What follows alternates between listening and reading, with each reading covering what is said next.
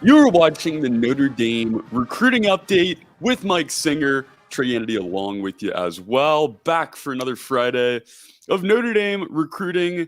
It is Friday the 14th. Thankfully, it's not Friday the 13th, so we don't have to worry about any of the bad juju we get it started today. It is the 14th. It is another Friday here in this month of July as we continue on through the summer. Thank you guys for joining us for the Notre Dame recruiting update.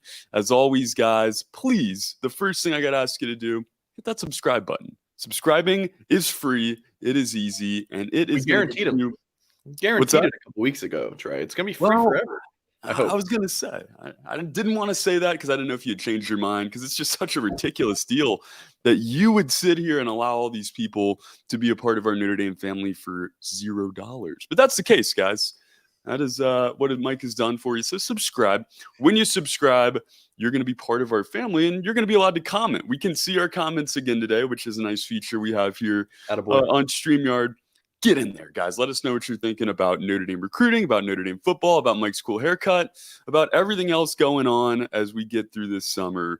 And hit that like button. It's very simple. It's very easy. Let's get this to 100 likes. Is that a fair bar to set? We're going to have, hopefully a good crowd today. So let's get it to 100 likes. While we're at it, Mike, this is a really fun show, a cool style. I was excited when I got on the docket and saw it. Question and answer is going to be the meat and potatoes of what we got today. We want to hear from you guys. We want to get to your questions. I think some shows we tease it, and we don't get the chance to get to all of them. So today, that's all we're doing. We have nothing pre-planned. We're just doing solicited questions on the blue and gold message board, and then any super chats we'll definitely get to, but we'll see if we're able to get to some other questions. Well, there is a little something that we have pre-planned, and it's we'll call it an ad read, I guess, but it's something I just want to talk about because I think it's so dang cool. And it's just such a different kind of technology that you guys are gonna have the chance to get at a discounted rate. Your Bird Dogs, some of the most comfortable, easiest to move around in, relaxing pants, shorts, products you guys are gonna find out there. They're slim fit, they're comfortable, they're flexible, they're stretchy, and they're perfect for the summer. Stylish, I think, is a word that we were talking about beforehand, that you can describe them. Guys, it's not just shorts and pants. I think that's what they've kind of made their bread and butter, but you can get polos. You can get, all their products to feel comfortable and to look cool as well.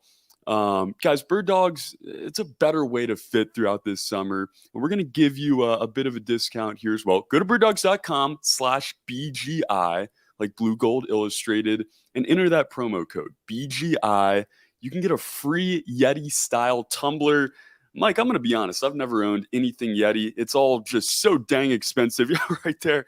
It's, it's a lot. You can get this for free, guys. $0 down. It's like our subscribe button. That cool Yeti mug with a Bird Dogs logo on it. Sleek matte color.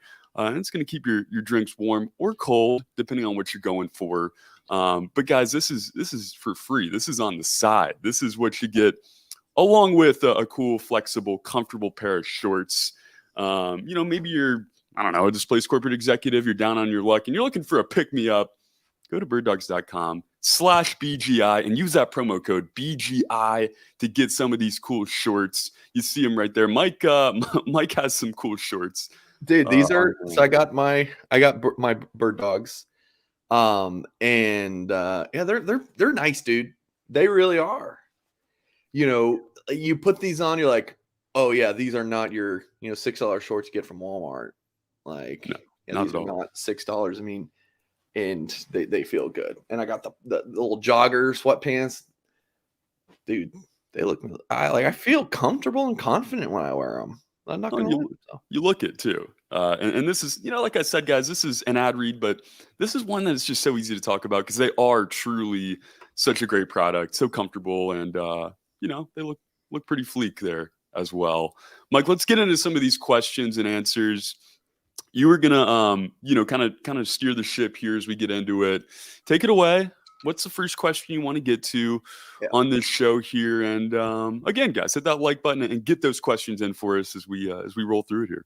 Hey, I wanted to mention, we haven't been doing this on, and I have the question queued up if you want to get to it. We haven't been uploading this as a podcast, and because I've been really wanting to drive people to YouTube. But, I was told, Mike, you put him on podcast now. So I'm like, all right, fine. So, podcast audience, what's going on? You guys get the Notre Dame recruiting update on your podcast feed now. I might have done it begrudgingly, but here we are. So what's up? How about it? You can see us, you can hear us now too. Yeah. So go check that out on the podcast feed as well. Mike, this is such a fun show because we do get to interact so often. And getting here with some of these fans. Did you have a question in particular? I got it popped up on the. Beautiful. There you go. Beautiful. It is I-FER21. I like it. They're asking, are there any upcoming class of 2024 visitors that you maybe think could pop out of nowhere and unexpectedly commit? That's kind of been one of the themes of this show, Mike. Guys that Notre Dame is able to find that fly under the radar, kind of pop up out of nowhere. Who is somebody that is not on your radar that should be in this class? So yesterday I posted on the board like, hey, what are your questions? And I took 4 and I did an article on it at blueandgold.com, which you can check out. And then I literally just went through the rest. I copied and pasted. I didn't even proofread these questions. Which here's that article, by the way. I thought it was pretty good. First question being, who do we close with and how many do we take? So, I mean, some good stuff there. So make sure you head to blueandgold.com, check that article out. So I just, again, copy and paste the rest of them. So this is in the order they came.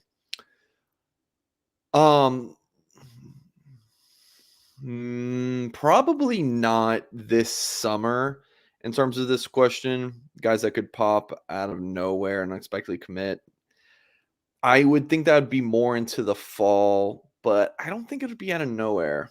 I mean, it could be. Notre Dame sometimes likes to, for their own reasons, work under the radar and incognito, but definitely not for the summer. We know, and we've reported so much, it's Gerby Lambert, it's a receiver, it's a linebacker. That's what Notre Dame's really looking. And then maybe flip a Justin Scott or a Caleb Beasley, still in the realms of possibility. But if they don't get a Kingston, or they they'll go off for new prospects, or maybe Bradley Shaw. But for a receiver, I think they get a commitment. Like, once the kid gets the offer, it's at that point, not popping up out of nowhere. Notre Dame's going to be recruiting him hard. So I hope that answers your question. Yeah, it's a good one to get us started. And Joe Bro beating me to it here. Let us know where you're watching from, guys. We got the DMV in the house. See a percentage question there on the side as well. But we're gonna get to that. We'll get to Chris's. We have other questions regarding Kingston. So yeah, we'll get to that in a minute. We'll get to all that. Let's stick to the lineup, though. Arrow fan 624. Does Notre Dame prioritize 22-ish high school players this cycle? Does that bode for potential good news for them being more aggressive in the portal this winter? Appreciate the question. Arrow fan is a legend. Always appreciate your contributions on the message board, and our YouTube shows. No. Because I talked to a Notre Dame source about this a few weeks back.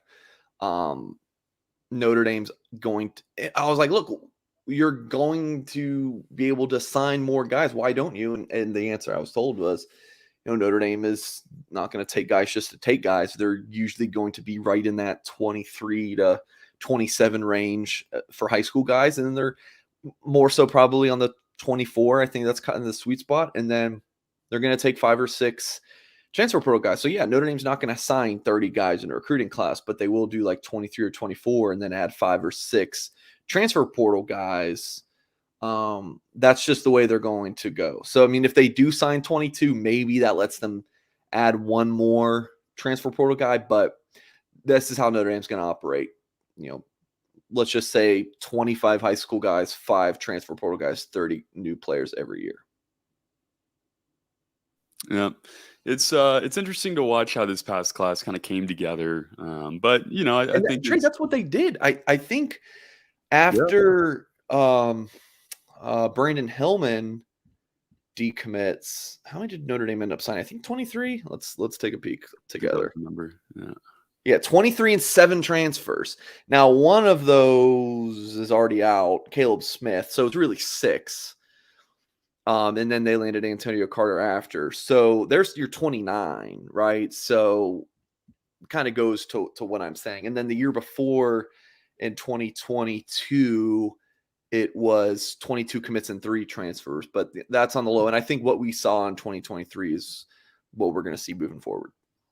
Yeah, I'm with you. This is, going to be the trend here for at least a little bit. It was fun to watch, the way that class came together. But let's get to some of this KVA here. Arrowfan 624 again. Would you still pick Notre Dame right now for Kingston if you had to make a pick? Yeah, it's kind of interesting, Arrowfan, and I don't. It's been weird, and I wrote about this in Blue and Gold today. Like Ohio State thinks he's getting them. USC people think it's probably Ohio State with USC in second, Notre Dame third. But there's like a pretty strong optimism on the Notre Dame side of things that they're going to pull off this upset, which would be pretty darn huge, and quite an impressive one. So I'm rolling with Notre Dame. I should get a better update Monday morning. I don't know what I'll do for the Gold Standard Monday, but I'm sure I'll do some kind of 2024 update. Maybe, I don't know. I'll figure out something for the Gold Standard, but I'll dig on Kingston for sure for it. But yeah, I mean, everything I've been hearing up to this point has been positive for Notre Dame. Now, I know some Notre Dame fans are kind of jaded to hearing that, be like, oh, yeah, Notre Dame thinks they're getting everybody, and then look at all the guys they don't get. I understand that. But all I can tell you is what I'm hearing, and that it's positive for Notre Dame and this 4-star linebacker from Southern California.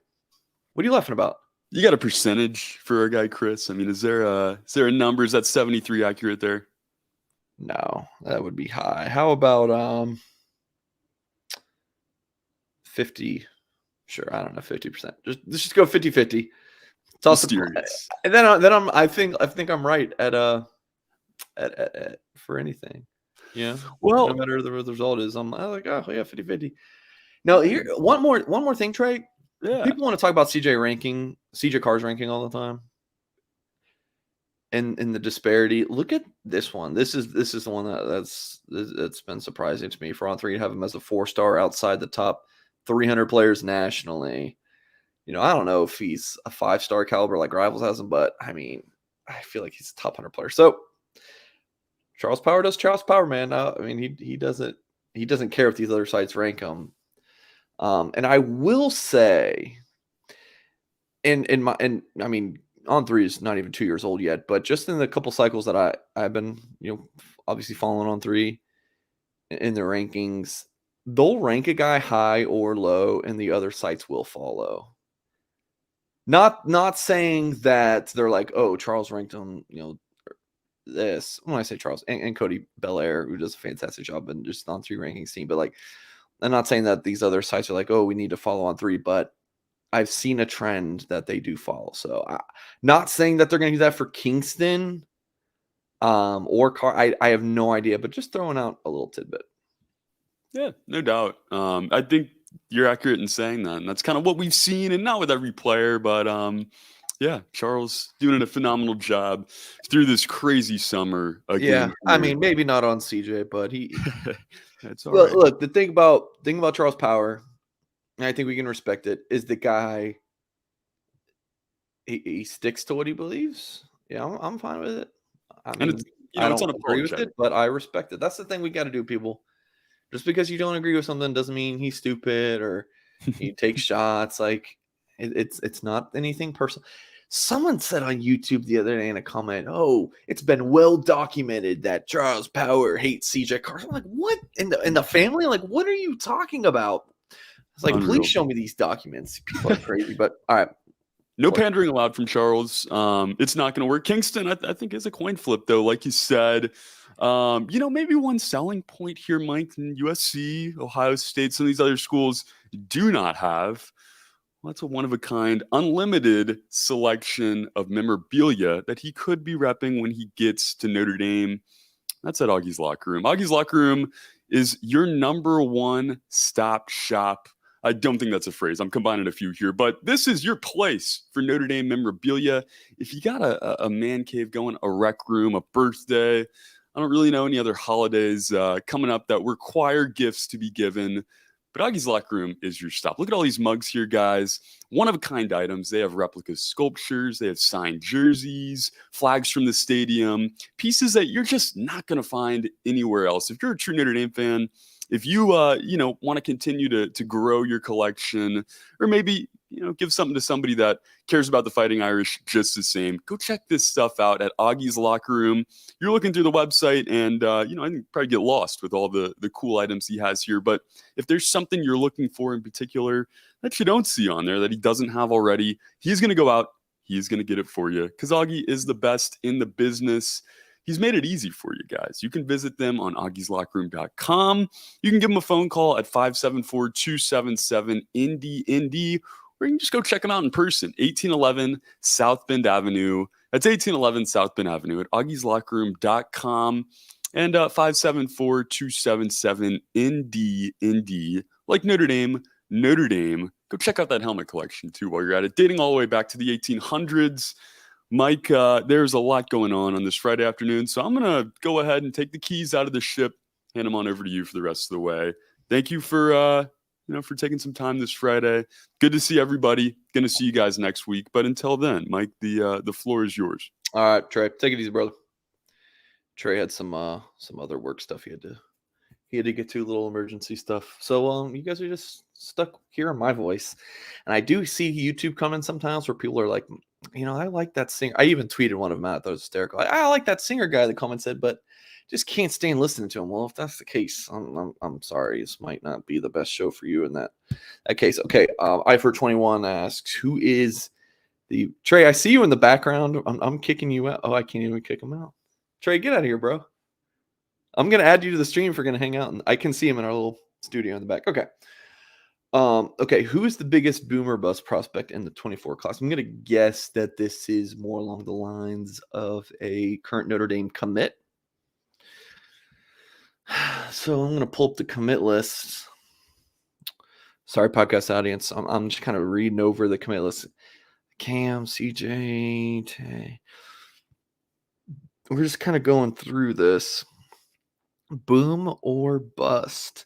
Now, when you get into kind of the 3-star category, they can't really be busts, right? I mean, I think a bust is like a highly ranked, like that kind of player that doesn't pan out. I guess Tay Johnson. I think Tay Johnson makes the most sense for this. Because he is highly ranked.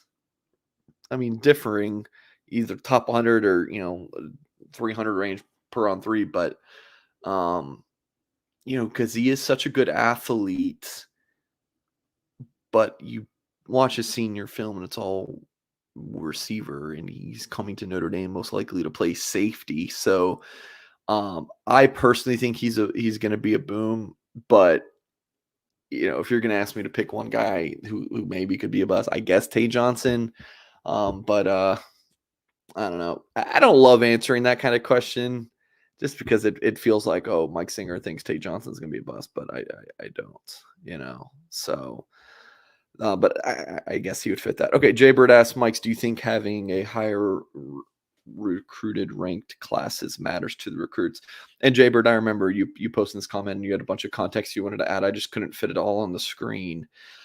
I think, to use a term that I say a lot in our Wednesday show with Tim Hyde, I think it's a data point for these recruits to consider. I've never, the only time I hear recruits talking about their class rankings is, maybe they'll retweet and comment something if they're already been committed. Like it really, it doesn't, the rankings doesn't matter now. If I'm being recruited and there are other schools that have big time players who I know on the recruiting trail, I've met them, like that's something I want to be a part of. Now that specifically might be a little bit different, because I know those guys, I've seen them play, but just in terms of, oh, I'm going to log on to On3 or Rivals or 24/7 or whatever and say, oh, I want to go to this school because they have a higher ranked class. Like that's not something that, I don't think, I've never had a recruit or I haven't seen anything like that ever mentioned to me. Charlie T asks, and this is in all caps because I literally copied and pasted it from the message board. For folks watching live on YouTube, please get your any questions you have in for me. We'll go for about 10 more minutes or so, just straight Q&A. So go ahead and get those questions, and I got this question and then 2 more that I'll do from our message board, and then get to the YouTube comments. Charlie T asks, I don't love how he phrases this, but he says, Mike, who is your man crush for the 2024 class? Now, I don't really do man crushes for, high school recruits, but in terms of like, oh, Mike, you love Joe Walt, and then you loved Angeli, and I know I didn't really end up having one, that Mike Singer. Like, who am I going to put my stamp on? Because I was too wishy-washy on the 23 cycle. It ended up kind of one day it was Preston Zinter, and then I changed my mind to Jeremiah Love. So I'm not going to claim one for the 2023 class, but for the 2024 class, again, we're going to pull up this commit list.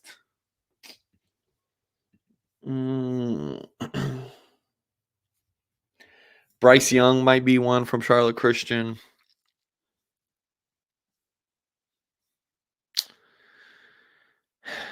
Or Cole Mullins.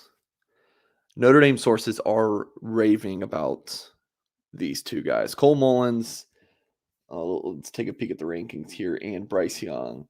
People want to talk about the defense line class. Oh, it's not that good for Notre Dame. The upside here, guys, is tremendous. You have Logan Thomas, the 4-star edge out of the Houston area. Huge recruiting win for Notre Dame, beating out all those Texas schools in Oklahoma. Cole Mullins plays linebacker in high school, 3-star across the board. I was talking to Notre Dame source earlier this week. Absolutely, this Fighting Irish staff thinks he's an absolute freak show. Like, Cole Mullins just might be like a guy. So for this, to use Charlie question, the man crush, or just again, who's kind of like my favorite player, and I try to lean towards players who people aren't like overly excited about, like maybe not like one of your top 5 highest ranked guys in the class, or even top 10, like a Joe Alt wasn't. Steve Angeli definitely wasn't. If I'm going to go with Preston Zinter last year, if I'm going to, a little bit retroactively claim him, not highly ranked, Cole Mullins would fit that as well. As again, right now going into senior year, a 3-star across the board at Bryce Young, listed at currently 6'6", 245 pounds. When we talked about Kingston and Carr, and there was and Tay Johnson, On3 was an outlier, and ranked them too low. Well, here's one where just go ahead and screenshot this. Like, look at where the rankings are right now. On3 has them as a top 200 player, number 19 edge, and then look at the other websites. 24/7 and ESPN, 3 stars, Rivals 4-star. Like, this will be one that I think the other websites do rank them much higher after seeing senior film. At least that's kind of where I think that this one will trend. So, an exciting one. Again, when I talk to people in South Bend, there's a ton of excitement about Bryce Young. Quick water sip from my Bird Dog Yeti. Shout out to our sponsor for this show. So yeah, for now, to answer Charlie's question, I would say Bryce Young or Cole Mullins, but still early there. Okay, next question is from Golden Domer. Hold on, I don't have a producer. I'm soloing this, so give me a second here. The question is, after what looks to be a disappointing safety class in 2024, do we look to be in a better position with that in 2025, albeit early? Somewhat.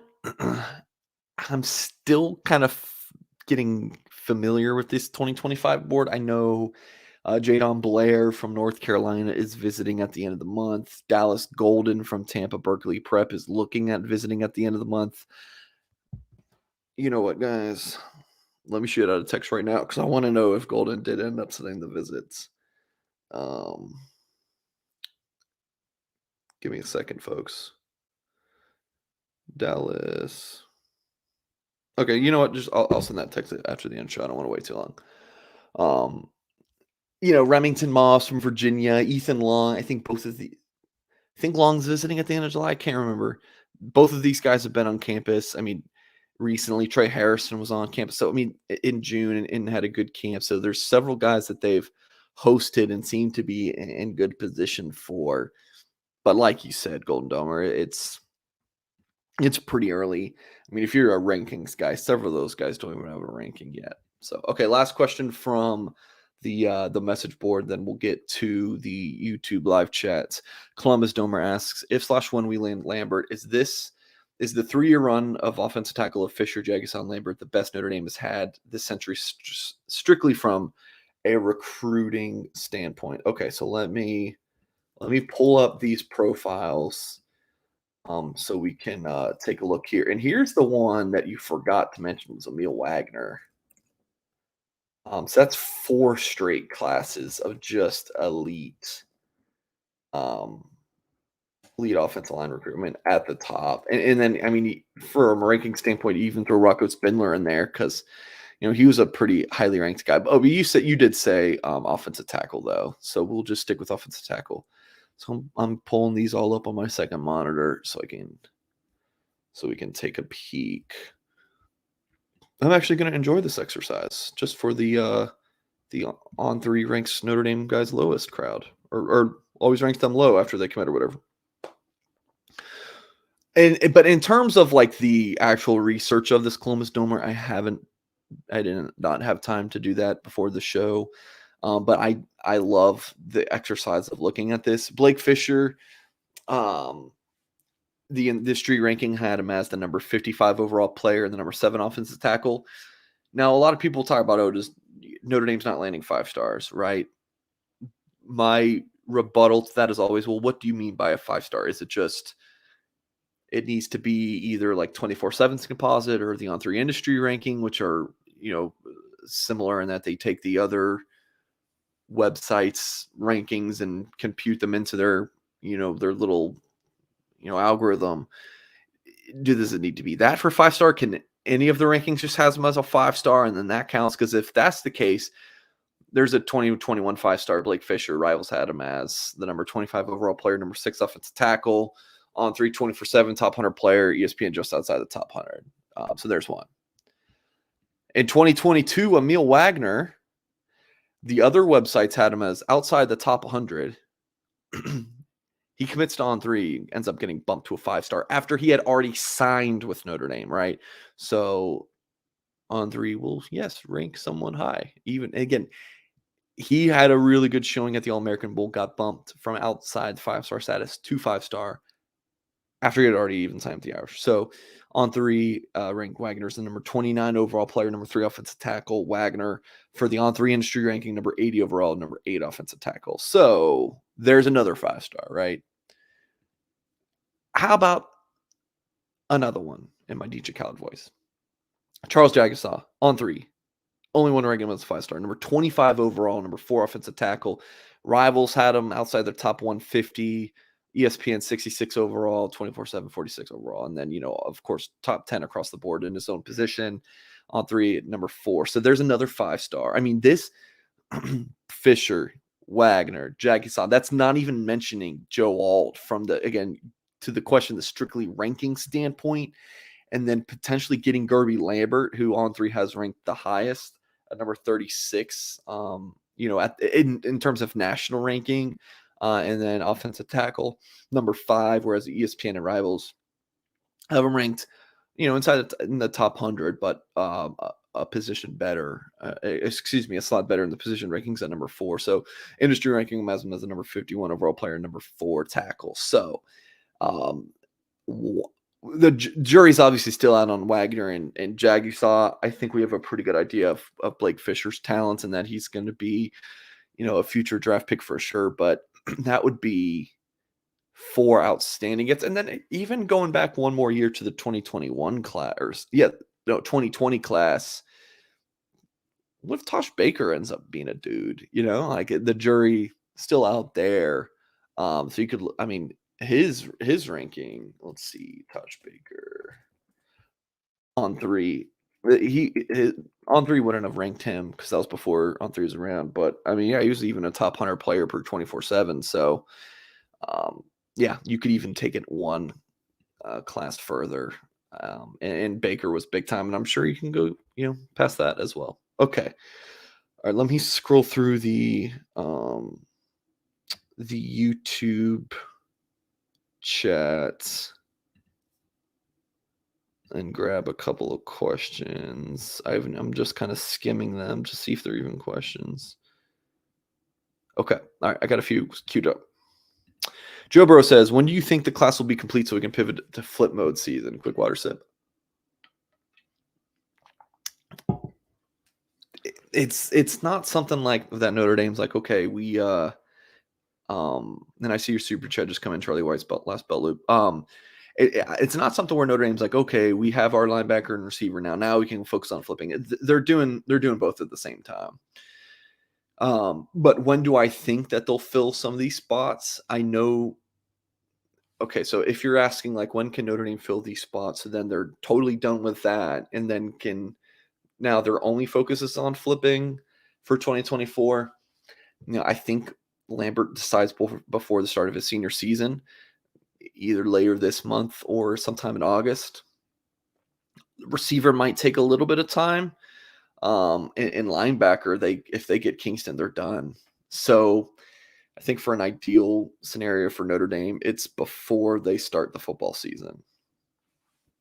And then they could go into just they're only looking at flipping players. John said CJ is absolutely the biggest boomer bust. I disagree. I think CJ's up. I think he has high potential, but I also think his floor is high as well. I mean, I don't see much bust potential for CJ Carr, to be honest with you. I think he's going to be, at the very worst, just like a serviceable starting quarterback. I think CJ is a fantastic quarterback. Michael says, hey, Mike, hope all is well. How do you currently feel about Notre Dame's chances with Deuce Knight? And if not Deuce, who would be the other 2025 quarterbacks to watch for? I mean, I feel fine about Notre Dame's chances of Deuce Knight. They're right there with Tennessee. If this visit goes well on July 27th, he could be on commit watch. But we'll just have to see how the visit goes, and we'll have reporting on that at Blue and Gold. If not Deuce, I mean Bear Bachmeyer from Southern California. Notre Dame's looking at him, and then I've posted on the website a good bit about kind of like the next tier of guys. There's a kid, Carter Smith, in Florida. The Keldon Ryan, I believe, from Texas. Notre Dame will, like, the next batch of offers would be like in the fall, see early junior season tape. But I could see them offering Bear Bachmeyer this summer, especially if he gets up to campus. I think Notre Dame wants to see him in person. Okay, here's that super chat. Charlie White's last bell loop. I think when we think 5 stars, the key on the paintball and the legit 5-star explosive difference makers, where we're lacking at Notre Dame. Thanks, Mike. I mean, then call it then when we talk about 5 stars as in the Notre Dame community, don't say, oh, we need 5 stars outside of offensive linemen, because all I just see is the 5 stars, and there was a few. So yeah, you need. Look, if we're going to, on one hand, bash recruiting rankings and say that they're how stupid they are, we also can't then say, oh, we need to sign 5 stars, because then you're legitimizing the rankings. So we have to choose one. If it's just difference makers based on, hey, all these different data points, like Cam Williams is not currently a 5-star, right? He's damn close.